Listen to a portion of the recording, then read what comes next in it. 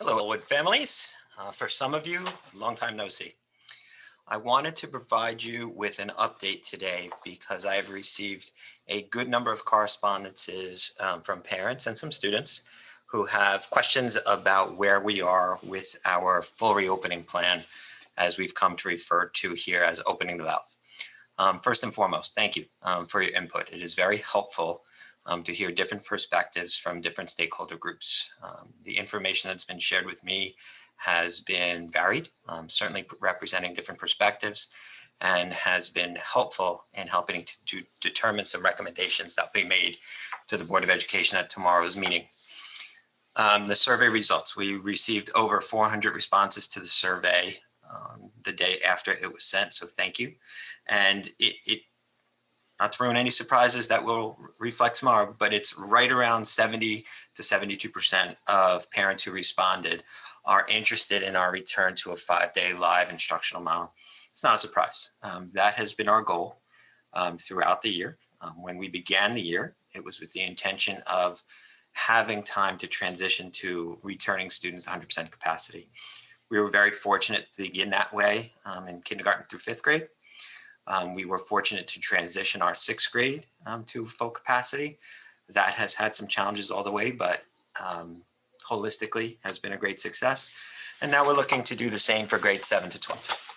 So because of the way some of the correspondences have been framed, I want to make something perfectly clear that I thought was clear at the last board meeting, but apparently not. We're not deciding if we're going to return students to full capacity 5 days. It's when and how. So those are the things that we have been looking at. The regulations from New York State have not changed. The directives we have received from the Department of Health have changed. For those parents who have questioned correctly, why can athletics come back, but we can't return to full 5-day instruction in the classroom? That is a very fair question to raise. I raised the same question at the last public board meeting. I am not supportive of the fact that athletics was given the opportunity to return before guidance was provided to make it more efficient to return all students to instruction. I love athletics. I love our Knights. I'm the biggest supporter of our athletic program, perhaps second to Mr. Shanahan. But I didn't agree with the sequence of events. I felt that the focus should have been on changing the regulations to make it more feasible for public schools to return all students for full capacity prior to the focus being on athletics. That was not the direction New York State took, but we are following those recommendations and guidelines. And we had a very successful basketball event last night. The score wasn't what we wanted it to be, but the fact that we tested 87 athletes this week and they were all negative, and we were able to have our first contest at John Glenn High School in some time, it's amazing. 157 of you watched it remotely from the live stream. Terrific. All good things. We need to see more of that. So we are absolutely looking to return all students to full capacity. That soft target that I referred to of April 19th, I think is reasonable for the target for all students to be in all the time. I don't think we are going to open floodgates and have every student in grade 7 through 12 return on the same day. I think that we need to prioritize the return, and I think we need to stagger it much the way we started our year in September. So for those that say, I think that that's a bit late, don't disagree. But there are stages that will happen between now and then before we reach 100% full capacity.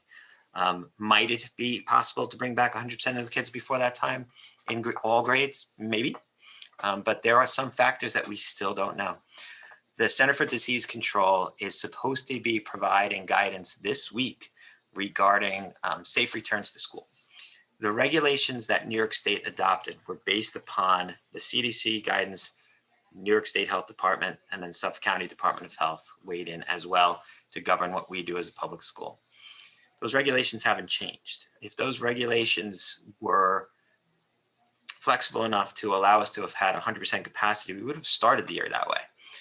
Keep in mind the infection rate in September was less than half of what it is now. We would have started at 100% capacity, but with the guidance in place, didn't really allow us to do that. I have concerns about students transmitting the virus to one another. I know that happens minimally during the school day. So I feel comfortable and confident in what we are doing works.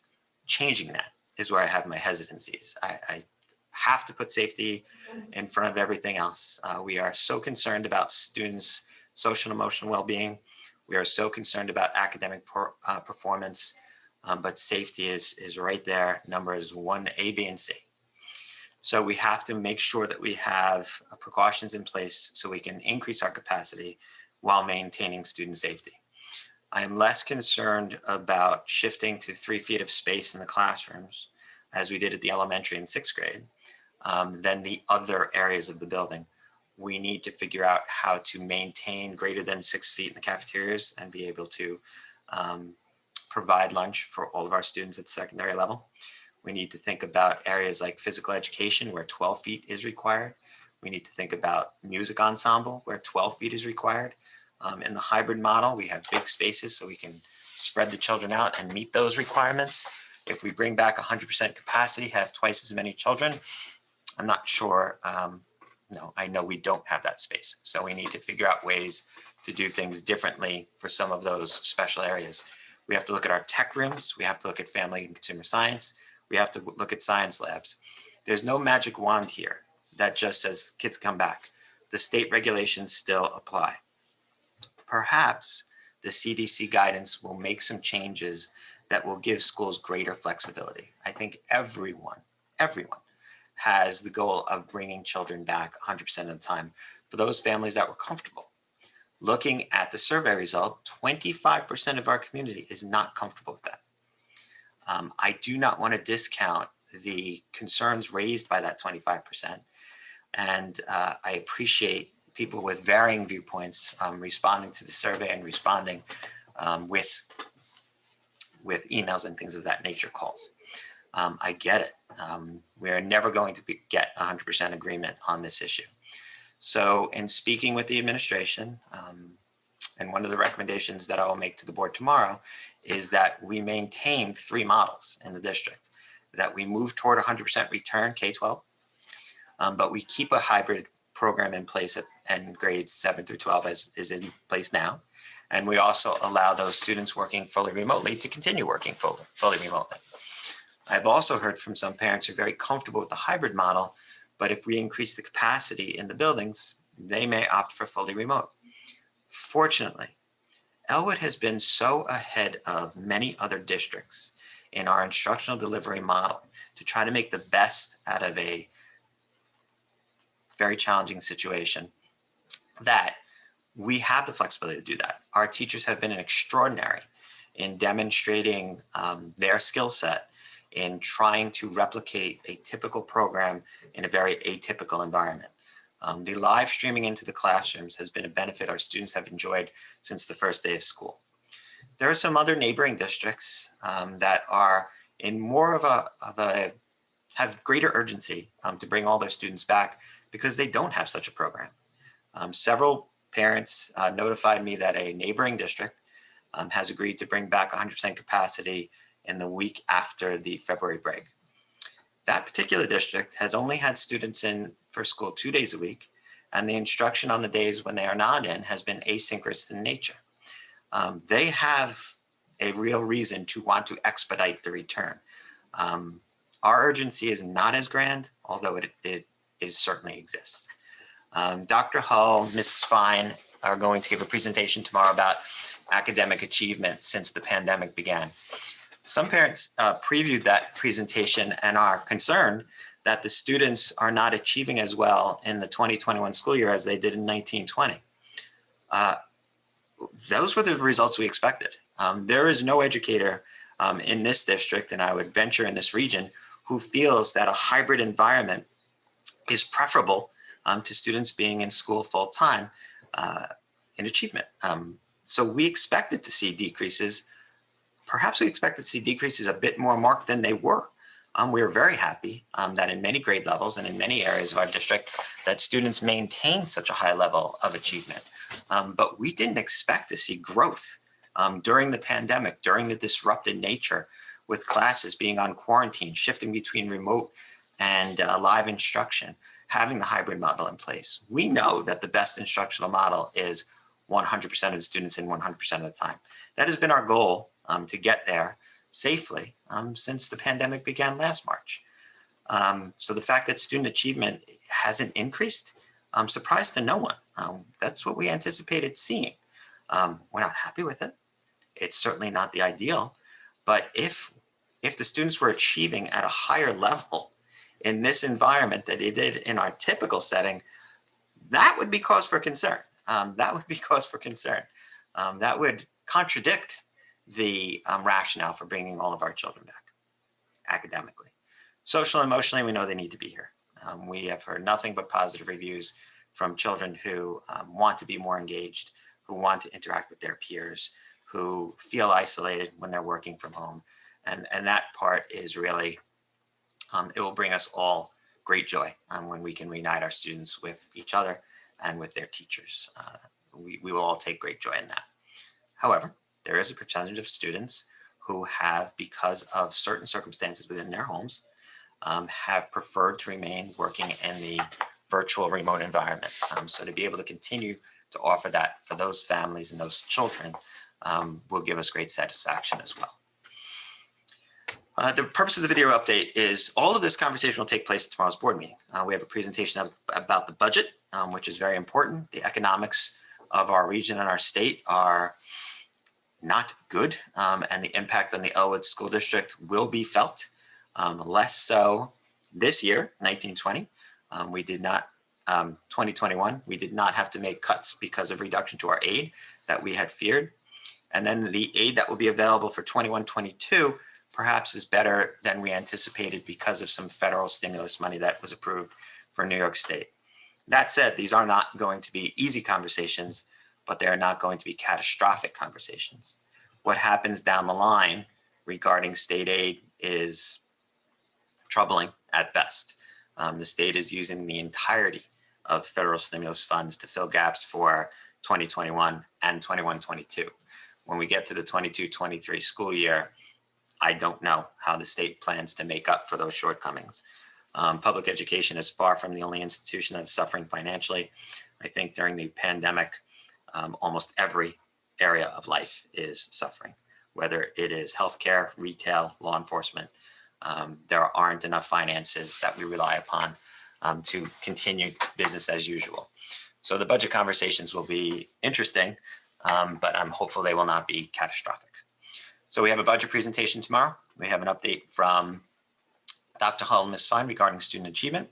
It was something that the Board of Education and I felt was very important to share with the public. We don't usually we don't look forward to sharing news that we're not ready to celebrate, but I think it's important that the board and community have a true viewpoint on where we are. And we can look at the grade levels and programs that perhaps were most impacted by our shutdown and our remote learning. And there are grade levels that have seemed to have suffered more than others in making that shift to remote and keeping academic achievement where we anticipate it typically is. This has been anything but a typical year. So tomorrow night's board meeting will be held live in the middle school auditorium. It will be live streamed on our website. That's important. Several parents and some students, thank you, members of our senior class have asked for the opportunity to speak. And we like to hear from all stakeholders. We particularly enjoy hearing from students. That said, the capacity is still limited to 50. It's ironic that one of the regulations that remains in place is that we cannot have more than 50 people, which includes the board, the administration, and those who were invited to be recognized tomorrow. We're recognizing our nurses, and we're recognizing some wonderful students at Boyd Intermediate. So the cap of 50 includes those folks. So the community is limited in seating. I would suggest that if you do intend to come to the meeting, please do. However, if you don't specifically plan to ask a question, and I might have just answered a whole lot of them, then watching from home might be your best bet. In addition, if you arrive at Elwood Middle School and you're told by security that that meeting has reached capacity of 50, I would suggest that perhaps you want to wait a bit until after recognition is done, because after recognizing our students and their families, typically we invite them to go home and focus on their studies. So sometimes that decreases our capacity within the room.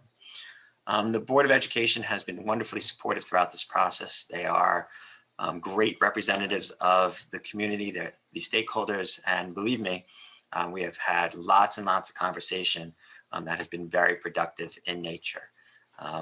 Please go back and watch those archive videos.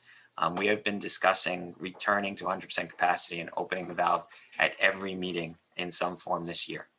I think the last one was the most informative, and tomorrow will be a continuance of that conversation. So this video update was intended to preempt that. I think there is a good portion of our parents who mistakenly believe that we don't intend to bring our students back. We do. We need to do it safely, and we need to do it in a structured and well thought out way. We are busily working to acquire the necessary equipment to do so. Desks still at a very premium of trying to find on the market. We are identifying them. How quickly we can get them here is still uncertain, but certainly we will get them as quickly as we can. And the additional barriers that we need for those desks, not a problem. Many companies began manufacturing them. We'll be able to get them quickly. Some parents have asked, well, why didn't you have those things at the ready? Well, A, they weren't available, and B, we didn't know when we began the year whether or not we were going to be able to attempt 100% capacity at any point in the year. We are fortunate that time has proven that we can do things safely. So we will continue those pursuits. I'm not going to entertain any other topics in this particular update, although there's a lot of great things going on in the school district. I want to celebrate the successes of our students. I want to thank, again, our faculty and staff for all of their efforts. We take great pride in the fact that we have not missed a single day of instruction. We have not had a singular missed opportunity. When teachers have needed to shift to remote, they have. When we've had to adjust to quarantine, they have. We've been extremely creative, live streaming teachers into the classroom and teacher assistants supervising the children while they're present in the buildings. And it's been all hands on deck. Our district is not immune to the effects of the pandemic in our region. So we have had high numbers of teachers and support staff members who themselves have either contracted COVID-19 or been a close contact to someone who was. So every day is a staffing challenge. So if we are to bring back 100% of our students, and we will, making sure there's a teacher in every classroom to greet them is a priority, to say the least. That's my insight. You will hear a repeat of much of this. I will use some slides for tomorrow night's board meeting. Again, we live stream from the homepage of the district website. I encourage you to use that stream if you're interested in this conversation. If you're interested in seeing presentations regarding the budget and student achievement, they will be made. I thank you again for your passionate support of our district and the program that we're doing. For those of you who have taken the time to simply reach out and say, thank you for all your hard work.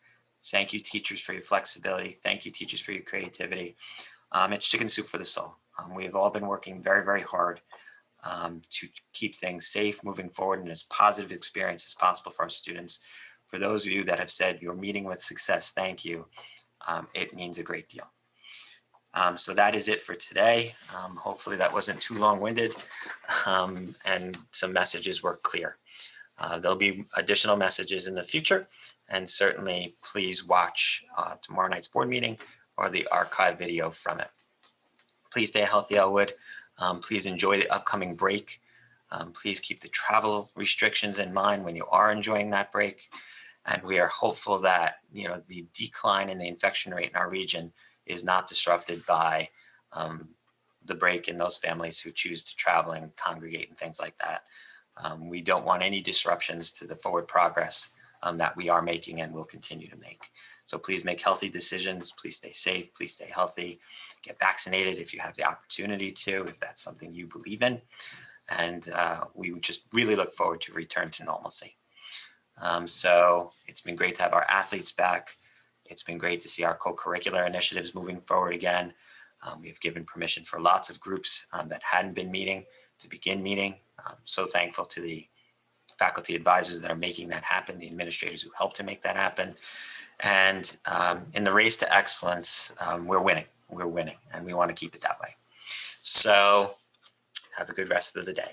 It's been a pleasure.